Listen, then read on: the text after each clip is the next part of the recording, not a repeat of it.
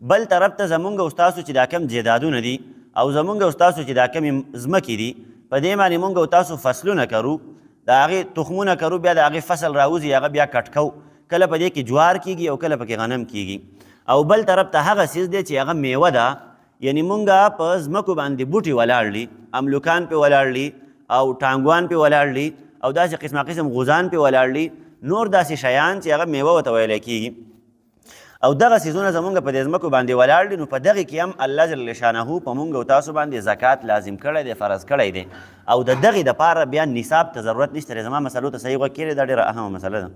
او اوس نن سبا ضرورت دی اوس خلک د دغه ځمکو نه فایدې اوچتوي څوک فصلونه کټ کوي او څوک میوې راشو کوي نو دا انتهایي ضروري مسله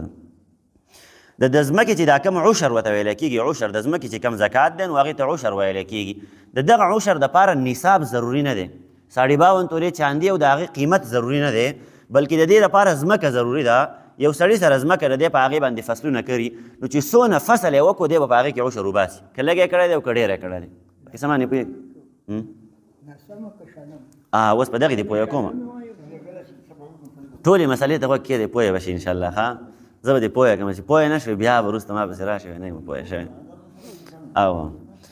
دا ځمکه چې کومه ده په دې کې الله جل شانه په موږ تاسو باندې دا عشر فرض کړی دی یو د ځمکې فصل دی او یو د ځمکې میوه ده ټیک شوه لکه دا بوټي چې کوم ولاړ دي نو په دې کې دوه قسمه شیان دي یو هغه دی لکه د بابا دا مسله چې به عشر به ورکړي او که نصف عشر به ورکړي یعنی لسمه حصه به ورکړي او که شلمه حصه به ورکړي نو د دې دپاره ځان له تفصیل دی ټیک شوه لکه نه یو هغه ځمکه ده چې هغه د باران په اوبو باندې اوبه کېږي یو هغه ځمکه ده چې د باران په اوبو باندې اوبه کېږي د نالۍ په اوبو باندې اوبه کېږي د لښتي په اوبو باندې اوبه کېږي د سیند په اوبو باندې اوبه کېږي په هغې باندې پیسې میسې ستانه نه لګي یعنی هیڅ قسمه خرچه پې نه راځي سر یې ورته هم نه اچې د هغې مطلب مزدور پې هم نه لګي چې هلکه مزدوره راشه او ته د دې نه دا بوټي موټي دا پالتو بوټي ترې راوباسه په هغې باندې هیڅ قسمه خرچه ستانه نه کېږي نو یو دغه ځمکه ده او یو هغه ځمکه ده چې په هغې باندې ستانه خرچه کېږي یعنی پیسې ولا دا اوبه ولا هم په پیسو باندې تا راوستلې دي اوبه داره چې نالۍ دې ولا جوړه کړله هغه دې ورته په پیسو باندې جوړه کړې ده په قسم باندې پوهېږي کمې اوبه چې ته راوړې او په هغې باندې د خپل فصل اوبه کې نو هغه اوبه هم تا په پیسو باندې اخیستلې دي یا مثال په طور باندې تا کویه ویستلی دی ټیوبویل دې کړی دی په خپل پټي په خپله ځمکه کې او هغې دپاره تا بجلي لګولې ده او موټر تاویږي او پیسې په هغې باندې یونټ یې خرڅ کېږي بجلي پې خرڅ کېږي نو په دغې باندې هم ستانه پیسې لګي ټیک شوله نو هر هغه ځمکه هر هغه میوه چې په هغې باندې ستانه پیسې لګي نو په دغې کې بیا ته شلمه حصه ورکړې او هر هغه ځمکه چې په هغې باندې پیسې نه لګي د هغې په غور باندې پیسې ستانه نه لګي نو په هغې کې بیا لسمه حصه ورکړې یعنی چې د اسمان او د سین او د دې اوبو باندې اوبه کېږي نو په هغې کې بیا لسمه حصه ورکړې او چې کومو باندې ته په اوبو باندې پیسې لګې مطلب اوبه دې ورته راوستل دي په پیسو باندې یا د کویې په اوبو باندې اوبه کې نو دغې باندې پیسې لګي نو په دغې کې به شلمه حصه ورکړې مسله ورسېدي دغه مسله ده په قصه باندې پوهېږي دا خو مطلقې د عشر مسله شوله چې په کومه ځمکه کې عشر شته دی او په کومه ځمکه کې نشته دی ټیک شوله که نه د عشر نه مراد لسمه حصه ده خو په دې کې بیا تفصیل د پیغمبر علیه صلات وسلام حدیث د پیغمبر علیه صلات وسلام فرمایي چې کومه ځمکه د روپو په اوبو باندې اوبه کېږي نو په هغې کې تاسو شلمه حصه ورکوئ شلمه حصه لږه ده که نه او چې کومه په عام اوبو باندې قدرتي اوبو باندې اوبه کېږي نو په هغې کې تاسو لسمه حصه ورکوئ ځکه په هغې باندې ستانه خرچه نه کېږي او لسمه حصه ډېره ده یو سړی لسمه حصه ورکوي او بل شلمه ورکوي نو لسمه ډېره شو شلمه لږه شوه که نه یو څیز دی مثال په طور باندې 100 روپۍ دي دا شل ځای کا چې شل ځای کې نو 100 روپۍ راځي 15 روپۍ راځي که نه او چې 10 ځای کې نو بیا 100 روپۍ راځي بیا 10 راځي که نه نو 10 ډېرې دي او 15 لږې دي نو چې شلمه ورکوې نو لږه به ورکوې او چې لسمه ورکوې نو ډېره به ورکوې ټیک شوله لسمه او شلمه د دې د غور سره تعلق دی چې مطلب ستا دا ځمکه د روپو په اوبو باندې اوبه کېږي او که دا په قدرتي اوبو باندې اوبه کېږي ټیک شوله په دغې کې په تا باندې عشر لازم دی یاد یې وساتئ او دا د شریعت د طرف نه حکم دی چې دا به ورکوئ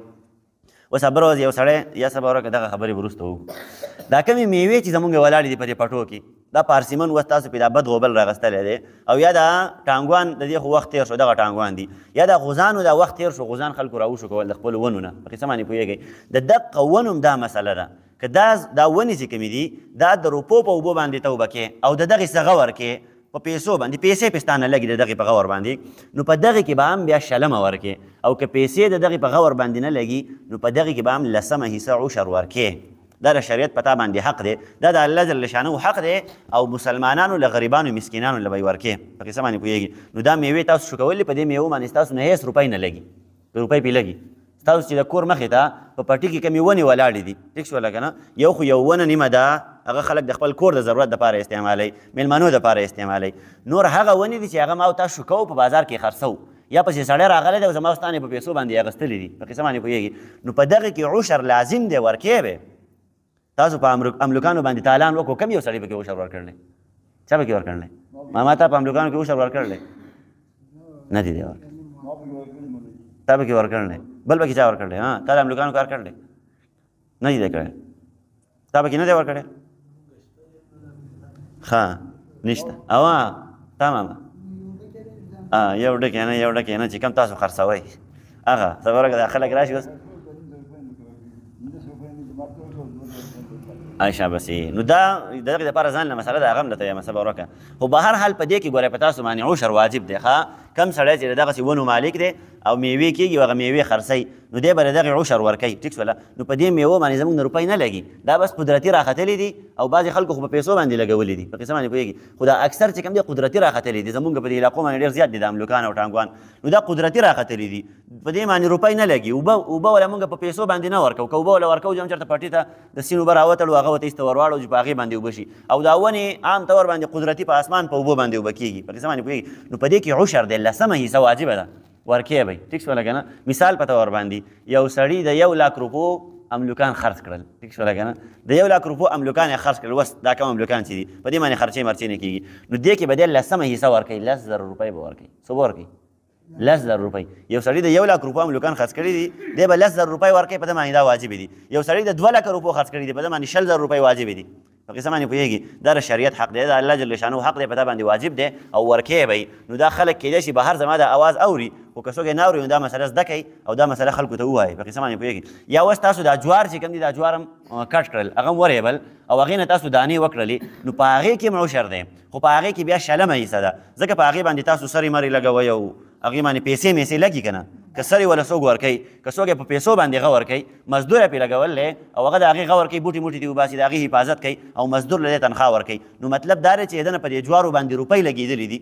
نو چې کله پرې روپۍ ولګېدلې نو دی به اوس په دې کې شلمه حصه ورکوي لسمه حصه به نه ورکوي او که د چا په هغې باندې پیسې نه دي لګېدلي اوبه یې هم ورته په پیسو باندې راوستلي دي مزدور یې هم ورته لګولی دی په قصه باندې پوهېږي مزدور یې هم ورته نه دی لګولی او مطلب اوبه هم ورته اسماني اوبه ورته راغلي یا د سیند اوبه ورته راغلي نو دا سړی به لسمه حصه ورکوي دی به ډېر روپۍ ورکوي ځکه د ده نه پرې خرچه نه ده شوي په قصه باندې پوهېږي بهرحال دغه د شریعت حق دی دغه د الله جل شانو حق دی په تاسو باندې لازم دی ما خپله غاړه ازاده کړه تاسو ته مې وویل اوس که څوک یې نه ورکوي چې هغه بیا د الله جل شانو په نسبت باندې ګناهګار دی او یاد وساتئ پیغمبر علیه الصلاة والسلام فرمایي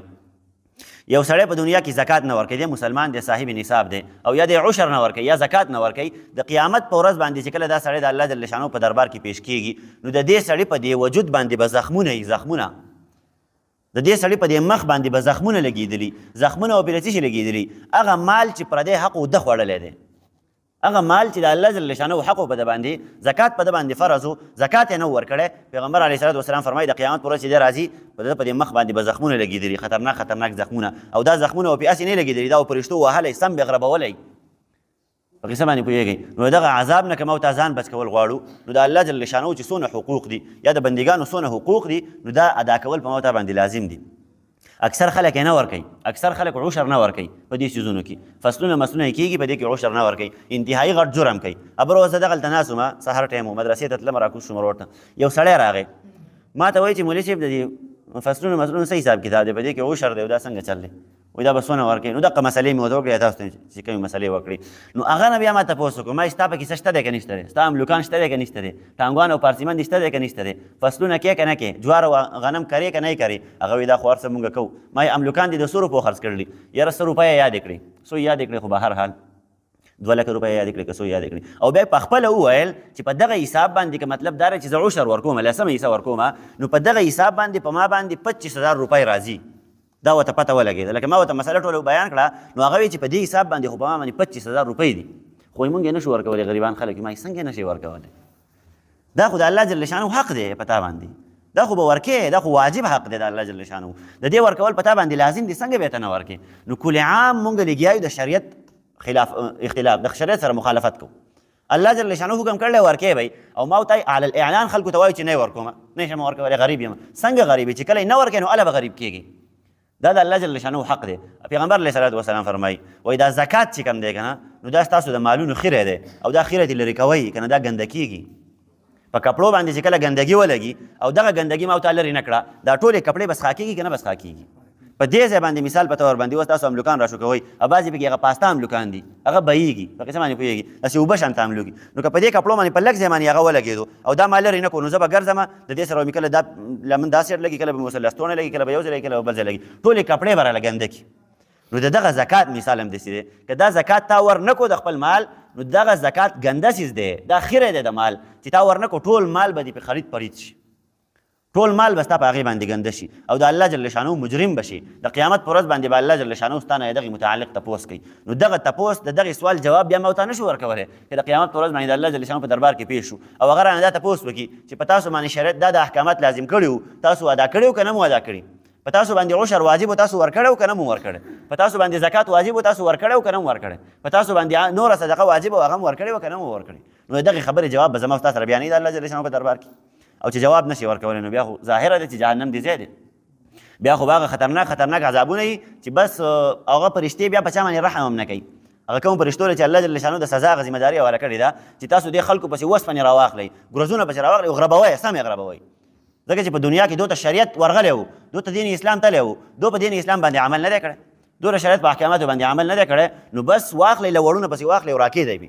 نو فرشتې به پرې راکېږدي نو بیا د هغه وال نه ما تاسو خلاصوئ. دغه مال دولت هم بیا نشي خلاصولی ځکه مال دولت به په دنیا کې پاتې شوی پټی به په دنیا کې پاتې شوی جوار او غنم به په دنیا کې پاتې شوي املوکان او ټانګوان به په دنیا کې پاتې شوي نو هلته هم څه شی بچ کوي او دغه هم بچ کولی هم نشي تر هغې پورې هم نشي بچ کولی تر څو پورې دغې حق ما ورته نه دی ادا کړی او حق یې دا دی چې ما ورته زکات ورکړو. نو دا ډېره انتهایي اهمه مسله ده ځکه نن ورځ په دې باندې زه خبره کوم او دا اکثر خلکو نه خبرېږم. اوس مې یو کس سره هلته په دې باندې بحث کوم لمانځه نه مخکې یو ګنټه مخکې هغه نه مې تپوس وکړه ما یې څه حساب کتاب دی زه خو بس د دې خلکو حالات معلوموم کله نه کله دې خلکو پسې ګرځم د دوی حالات معلوموم چې لکه دا خلک ولې تباه و برباد دی دا خلک ولې د نن سبا چې کوم دی هغه خراب دی دا خلک ولې په دنیا پسې ور روان دي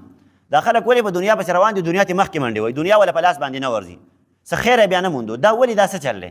نو د هغې اصل وجه چې کله په دې باندې تحقیق وکړي چې لکه دا خلک ولې په شړو باندې سر دی خلکو ته ولې په لاس باندې خیر نه ورځي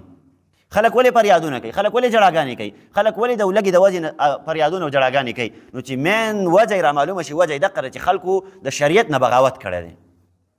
خلک د شریعت حقونه نه ادا کوي د دغې وجې نه خلک په جړا باندې سر دی د دغې وجې نه د خلکو ورځ او شپه خرابه ده د دغې وجې نه د خلک په مال پسې وروسته ور روان دي او مال تې مخکې روان دي منډې تې وایي د دغې وجې نه د خلکو نه کامیابي مخکې روانه ده او خلک پسې وروسته ور روان دي کامیابي نه میلاویږي په دنیا کې کامیابي نه میلاویږي او د شریعت په احکاماتو باندې چې یو سړی د شریعت په احکاماتو باندې عمل کوي په دې باندې چلیږي نو د دغه سړي سره الله جل شانه د دواړو عالمونو د کامیابۍ وعده کړې ده په دنیا کې به هم دا سړی کامیابي په آخرت کې به هم کامیابي.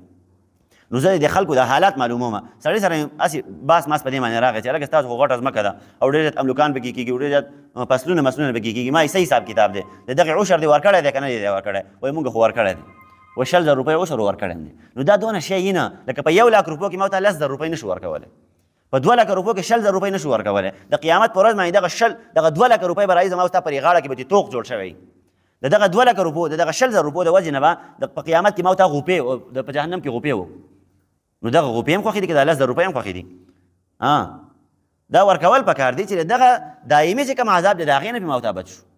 د دنیا هغه شرم به هم ختم شي یو دا رځ یاره سړی دی تپوس وکړي چې هلکه تا زکات ورکړی دی که نه مې دی ورکړی نو څونه بد سړی ښکاري هلکه دا دونه فصلونه کې دا دونه ځمکې دي دا دونه میوې دي په دې کې تا عشر ورکړی دی که نه مې دی ورکړی